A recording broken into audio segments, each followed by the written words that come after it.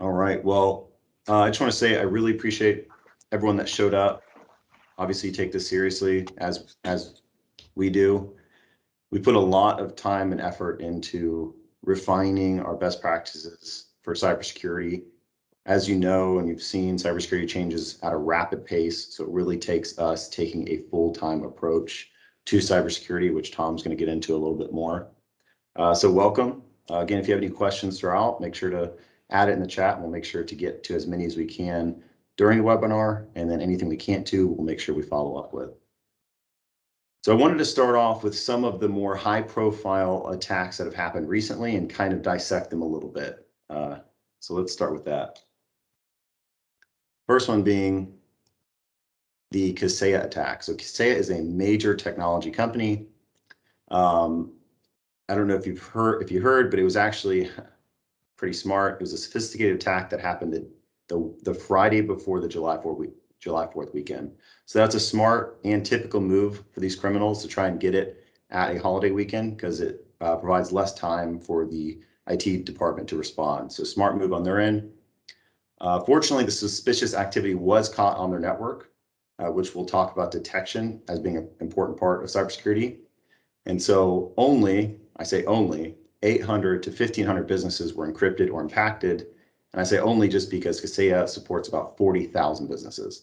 So this could have been much worse if they didn't have a good detection plan in place. There was a request for $70 million in payment in exchange for a decryption tool. And this was actually an internal quote from an employee saying, the largest security problems were outdated code, weak encryption, and the weak passwords on products, as well as general failure to meet basic cybersecurity requirements. A lot of times when attacks like this happen, there are some common sense security pieces that are not in place. Next one up is the JBS Beef Production. The only thing I really wanted to talk about here is it was the same group as the Kaseya hack. So this rebel group is hitting a lot of these large organizations.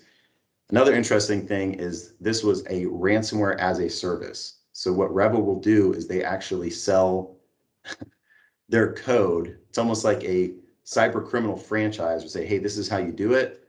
This is the ransomware as a service. You get the bulk of the payment and we take a commission or a cut of that. So that's how sophisticated some of these attacks are now, where you can literally someone can buy into this and attack networks. And if they're successful, no matter what the size of the business is, they can get quite a large payout. And they did pay an $11 million ransom on that one. Last one I wanted to cover is the Colonial Pipeline. I'm sure everyone remembers this one because we were out of gas for a few days. So this one was another important part that I wanted to mention on this one, and Tom's going to go into a little more detail. In the past, what happened is when a cyber criminal gets on your network, server, computer, whatever it is, their goal was to encrypt right away. They want to encrypt the network because they're going to get that ransom payment. But as the recovery process has gone more sophisticated with backups and everything else, it's less profitable. So what their goal is get on the network, stay on the network, get as much data as they can. As you can see in this situation, there was 100 gigabytes of data stolen. And so now it's not only, hey, your stuff's encrypted, we're going to give you the decryption tool if you pay us, but it's also, hey, we have a ton of your data and your customers' data, and so we need to pay you if you want that back as well, or for it not to be released. So that's a pivotal moment in these attacks where it's not just about encrypting, it's about stealing the data, which oftentimes can be just as important. Ransom of $5 million was paid. So they paid that to get the decryption tool. They did give them the decryption tool, but it was so slow that they ended up using their backup system anyways to restore, which obviously took a little bit longer. And what we can identify as the issue for this, at least from what I can find, it's not honestly as public knowledge as I would have hoped, is social engineering that employee fell for. So that's oftentimes people will pose as other people through email. Social engineering is a sophisticated attack that targets very specific employees and asks for very specific things. Another thing, which we'll talk about, is multi-factor authentication was not in place. So multi-factor authentication should be commonplace now.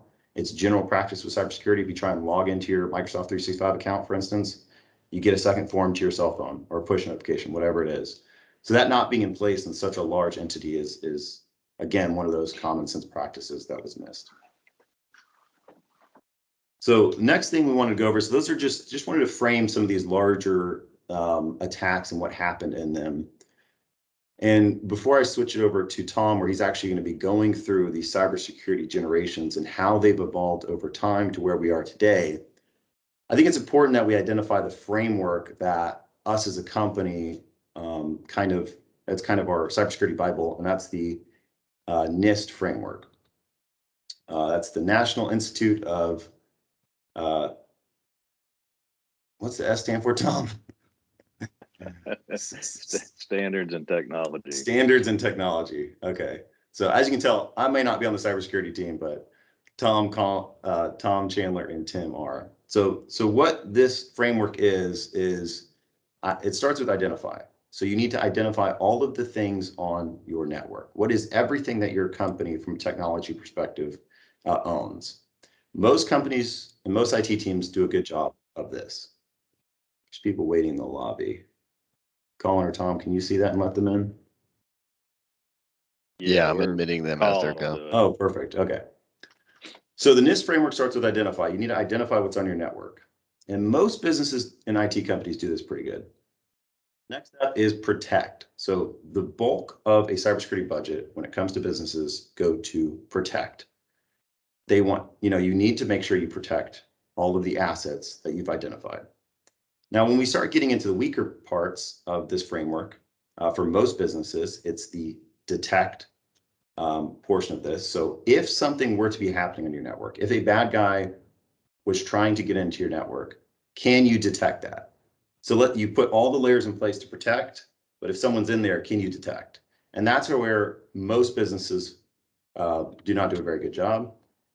And then after that is response. So once you detect something on your network, how quickly can you respond to that issue? And that, again, does not get a lot of the cybersecurity emphasis or budget when it comes to businesses of all sizes. And then back to things that most people do a pretty good job at is the recovery perspective. So if we look at the framework, you have to identify the things on your network. You have to protect those things. But if something gets into your network, can you detect and respond to that? And how well can you recover? So this is the NIST framework that we abide by. And a lot of the things that Tom's going to talk about is going to fall into one of these 5 categories. So at this point, I'm going to go ahead and switch it over to Tom, and he's going to be going over each of these generations and how they've evolved. If you have questions throughout this process, please add it to the chat and we'll make sure we get to them. Well, thank you, Taher. You did a good job. And the NIST is pretty much what we do try to follow. And I think what you'll see that our focus has been to this point is primarily protect and recover. And we're going to add a few things in regards to the detect through these different generations that we're going to be promoting here soon. But, when we first started this thing, and I'm going to say this is probably around 2000, we really, this is a picture of a network, and this is what I'm just terming our generation 1 security. And it was, first thing we did was put a firewall in. And the firewall was put in place, and really we just kind of primarily utilized it for a network sharing device. We didn't really have we would implement these with or without the services and the security. There really wasn't a big issue. The other thing that we would put in place would be the antivirus. The antivirus would go on the PCs and the servers. And, this, again, security wasn't a big issue. Our main concern was making sure computers were up and running and people were able to do their, daily work and be productive. But we had a bigger fear, the firewall also, the Windows firewall was a piece that we were able to implement as well. And again, that's just another layer, past the firewall, which tries to, block anything from vulnerabilities usually from a port standpoint at the workstation level. But the other thing that we kind of focused on, or I don't know if we really focused on, but was a fear, was trying to be able to recover a customer. And recovery, wasn't because of somebody getting encrypted. It was because of some hardware failures. And back then we had to rely on a tape backup system. And the word rely, it doesn't really coincide with tape backup because they weren't very reliable and they were very slow. Myself and Tim would lose many nights sleep worrying about somebody calling wanting to recover from a tape backup, because the tape system would do the backup and then it would verify it and it'd say it was verified. But I can tell you that numerous times that we did do, even it was just file restores, we ended up having to go back several tapes to get an actual one that would work. So we were thankful when we were no longer doing that. And then generation 2 came along and we still had the firewall in place. We still had the antivirus in place and we still had the Windows firewall in place. But one thing we started doing, we started seeing more malicious activity. And when we say malicious, it was more just getting, and your computers being infected and having to prevent that from happening. So we did get the security services for the firewall, which would give us daily updates. And the and at the workstation level, originally the antivirus that we had in place was one that lived on the workstation itself, and you relied on definition files. You had to download definition files and keep those up to date to make sure your antivirus was up to date and working. But we did graduate to what was considered a web-based antivirus, and that was constantly updated. We didn't have to worry about maintaining definition files, which was a relief. And then the next thing we brought into play was the managed Windows patching and the security updates, which again, these came out primarily from Microsoft, and they were patching holes and any vulnerabilities. They're updating the operating systems, updating the applications. So this was pretty much our second generation, from an endpoint standpoint, from endpoint protection. The other thing we did is we finally got a little bit of relief when it came to backup, and we went from a tape-based system to a disk-to-disk system. And what a disk-to-disk system would do for us, it really, it was reliable and it was fast. So this was an improvement from where we were before when it came to backup systems. Then the next thing we added, because people were starting to utilize email a whole lot more, and again, similar to the firewalls, we're getting a lot of malicious files to infecting people. And again, back then, this was not so much we weren't worried about getting encrypted. We were worried about our mailbox getting full with a ton of spam. So, we added spam filtering and email threat protection to the loop to, one, stop all the spam, two, stop malicious files getting through emails. So the email threat protection, what it does, it scans all your emails and your files, and it would block the bad files and it would keep the spammers out. So now we're at generation 3, and to give you an idea, generation 3 is really kind of where we've been pretty much for the last 2 years, what we've been working on and what we've actually been trying to promote and implement at our customers. And reality is not even all of our customers are at generation 3 at this point, but hopefully they're most of the way there.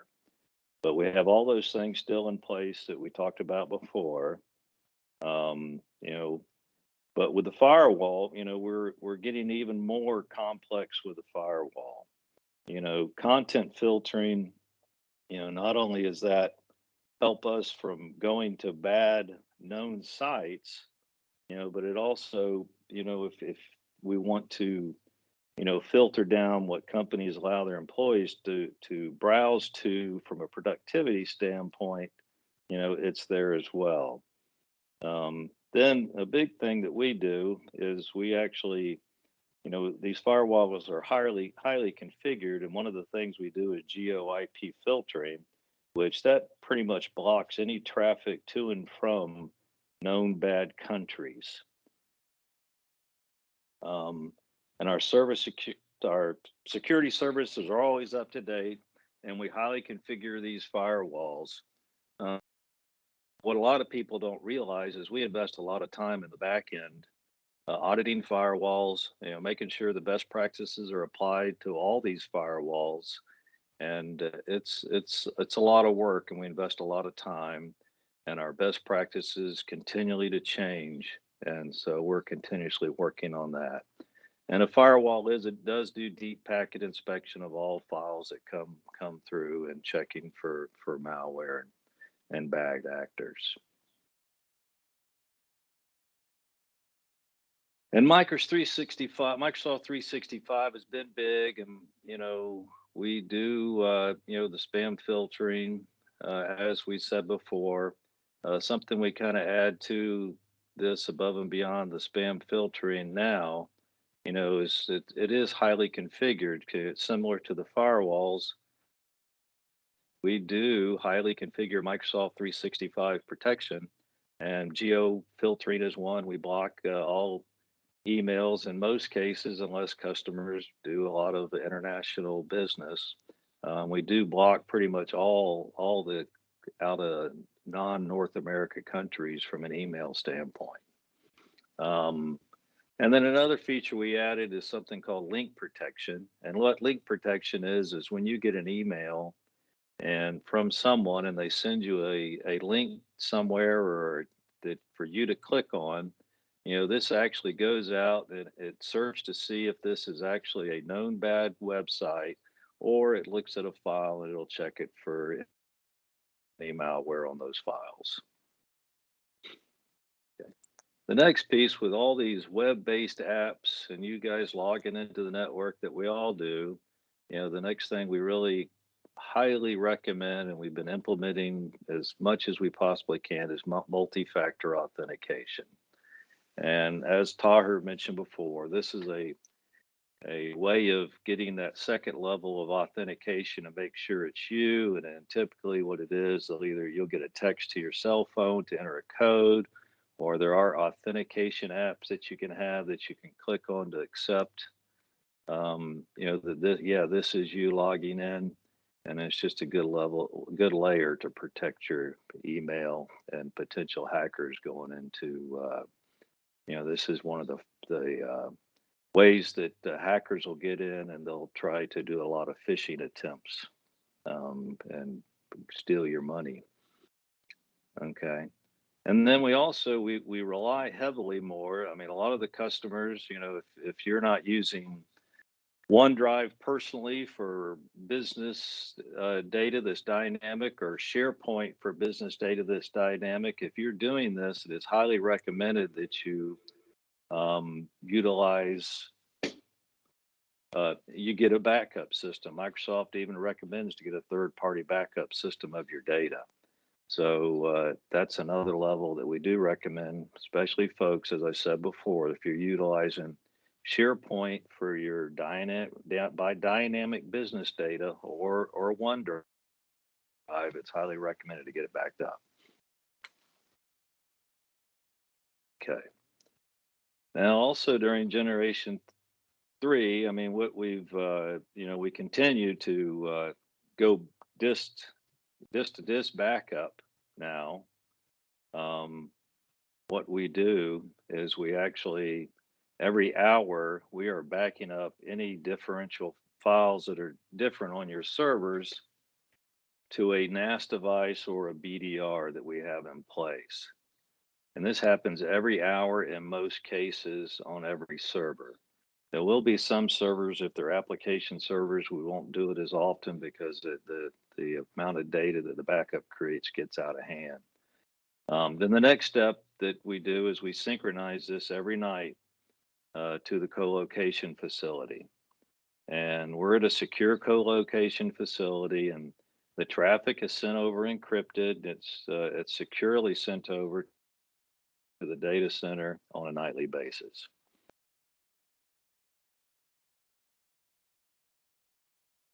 Okay. And then the next thing, and this is a big thing, and Taher mentioned this on one of the big attacks that we had recently. It was really more of a human element that created the problem by somebody clicking on something they shouldn't have clicked on. So the human element is a big piece of this. And what we've added to this is what we call security awareness training.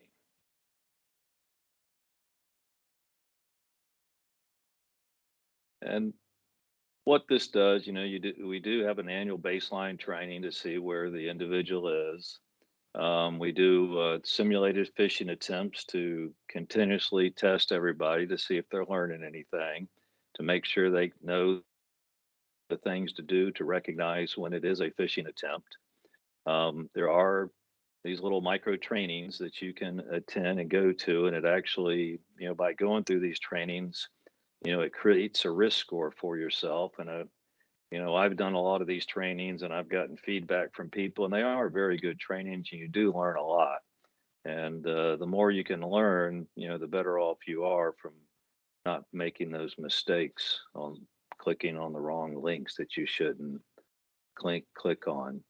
And then the other thing it does the dark web monitoring. And what that does, it scans the dark web to see if any of the exploits that have happened to any public cloud service happens to have someone's credentials in there that get shared. Because a lot of times what people do is their own personal web interface they use for their own personal banking or investments or online shopping. They'll use corporate credentials, and they use the same credentials that they use at their office, and that just gives the bad guys an opportunity to catch you at your office as well. So now we're all to generation 4, and it's all these things that we've talked about to this point, but what we're kind of adding to this is, a little bit more of the detect. But first off, at the endpoint, we're adding an advanced an advanced endpoint protection. And what the advanced endpoint protection is, it treats files differently that come into your network and onto your computer. The old way is with your current web-based antivirus, it's going to check to see if this file is blacklisted, and then it's going to run it through a little bit of machine learning to see if it's been updated for this signature. And if it's not blacklisted, it allows to execute on your network. What the new advanced endpoint protection does, it allows all known files. It blocks all bad files. But if it's an unknown file, it's still going to allow it, but it's going to allow it in a container. And so it's actually in a container on your computer that is virtualized, that does not give you access to any other resources on your computer or your network. So you can run that file safely on your endpoint. And what'll happen is, through the machine learning, and it'll realize if it's, a trusted file. And if it is, it'll mark it good, and it'll always be good. If it is not, it'll mark it bad, and it will not be bad. If the machine learning cannot figure out if it's good or bad, it actually goes to a SOC, and trained engineers actually take a look at these files, they sandbox it, and then they decide whether it's good or bad. But where this is a benefit, there's two ways this is a benefit. One is that, if something does get encrypted, it's just going to be in that container, and we can just kill it, and we can delete it, and it'll never affect anything else. But if it is a good file and it's being blocked, we don't really want to block it, because if it's a good file and you have to work on it, you got to do a presentation, it's time sensitive, that allows that activity to continue to happen.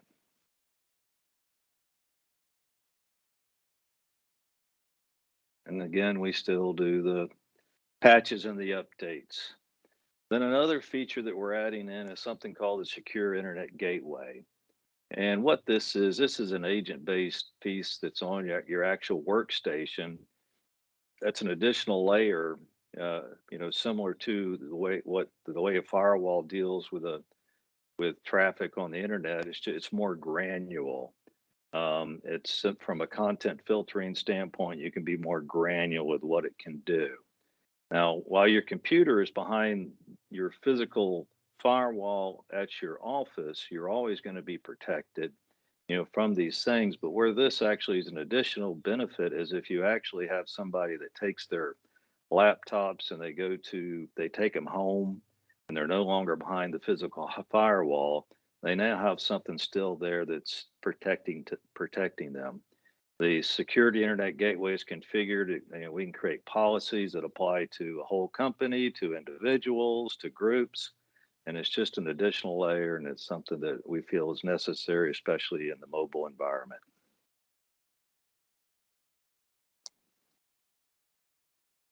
And again, there's one with Microsoft 365. This is really more of a configuration item. It's not an additional purchased item. It's called Conditional Access.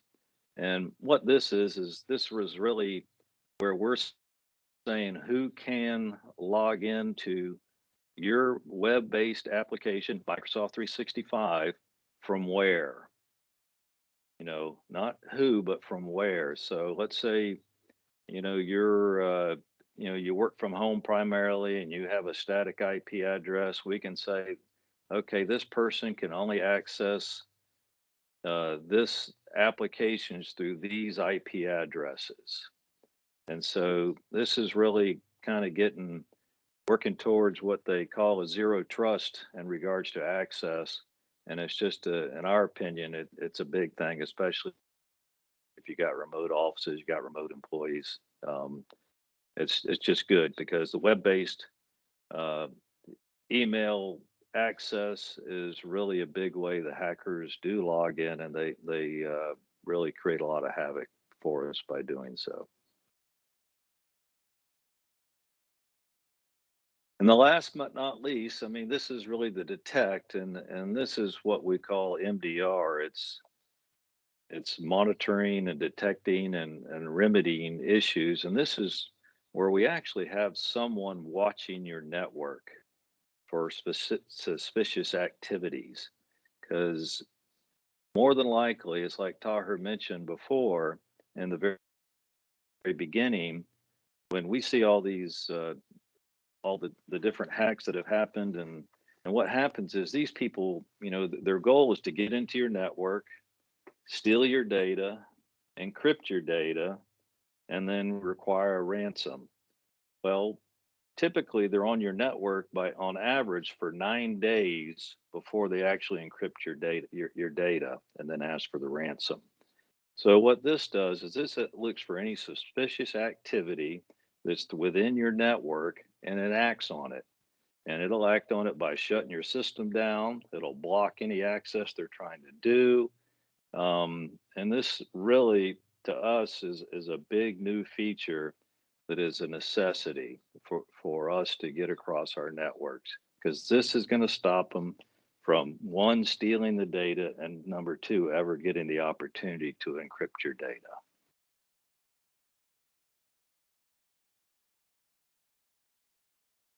Okay. Just to recap kind of where we're at and what we're looking for right now is we really, our firewalls, they need to be in place. We need to make sure all the security services are completely, always updated. We need to make sure that we utilize our best practices and configure the firewalls sufficiently, which we feel we do. We need everybody to have the advanced endpoint protection with the containment feature that we mentioned. For Windows firewalls, as I said before, is always another good layer. Managing all the patches and the updates, continuously doing that. And if you're one of our customers, we do that through our RMM tools. And then the backup and disaster recovery with the offsite backup is a necessity. The spam filtering, again, the advanced spam filtering, that's where we can, again, highly configure it like we do, is a big thing for us from a layered approach, along with the multi-factor authentication and the conditional access. The human element with cybersecurity awareness training is highly recommended, and we get positive feedback, and it is a very useful tool, and people, you can train your employees, and it is very helpful. And if anybody does have a, if they're utilizing SharePoint or OneDrive for dynamic business data, they really need to have a backup in place.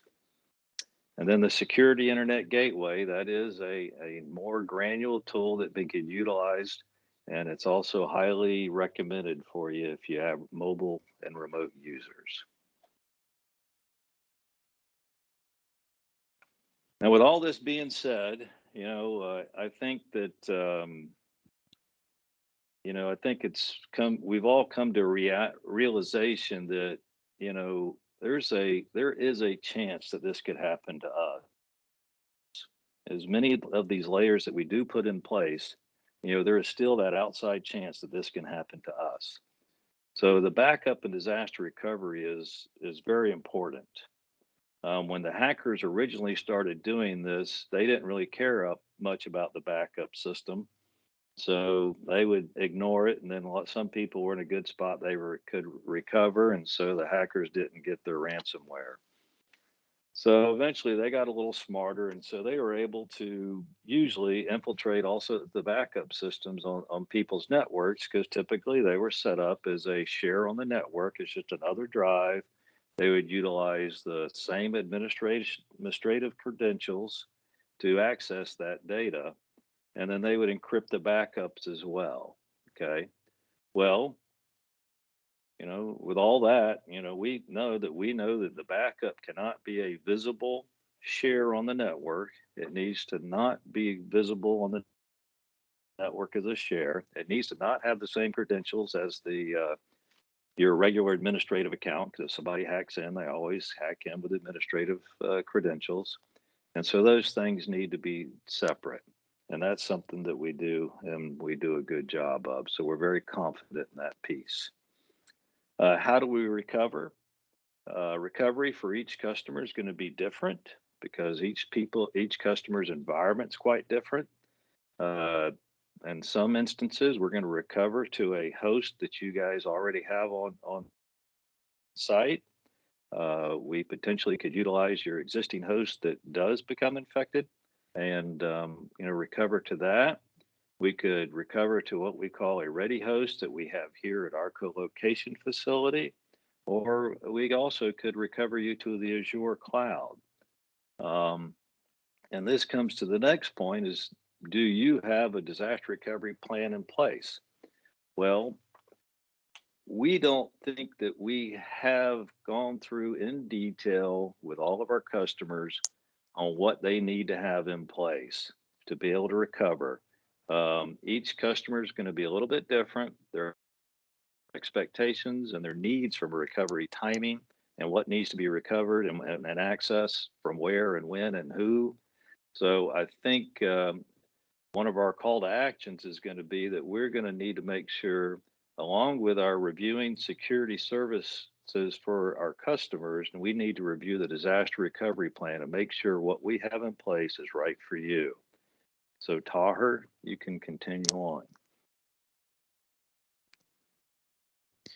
So one thing, after you have all of these layers in place, there's another important aspect that we're also going to be discussing, and that is the proactive services, which falls into two categories: the vulnerability and penetration testing.